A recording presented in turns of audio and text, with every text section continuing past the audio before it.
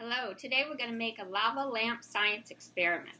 You're going to need vegetable oil, water, food coloring, Alka-Seltzer tablets if you have them. Table salt will work if you don't. Both my children have retainers, so we have denture cleanser to clean those every night. So we'll use those, and a clear container, tall and narrow work best. We're going to fill the container 3/4 of the way with vegetable oil, baby oil, if that's all you have, and the remaining part we'll fill with water.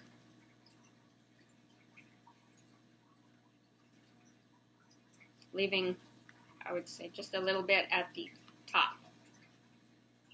And you're going to add a few drops of food coloring.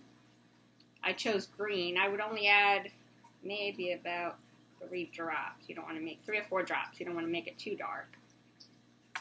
Then we're going to take Alka-Seltzer tablets. Now it's best if you break them up in pieces. To begin, maybe add a half at a time. And watch when that tablet hits the bottom and it starts to fizz.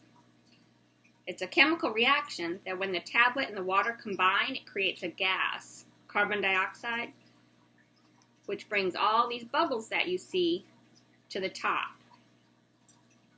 The gas carries the colored water to the top where they pop and the water falls back down. So the more Alka-Seltzer tablets that you have, the more exciting it is to see that reaction. I'm going to shake it up a little bit. And you can see all of my bubbles coming up top. Well, have fun with this experiment. Like I said, the more you add, the more enjoyable it will be. Enjoy your lava lamp.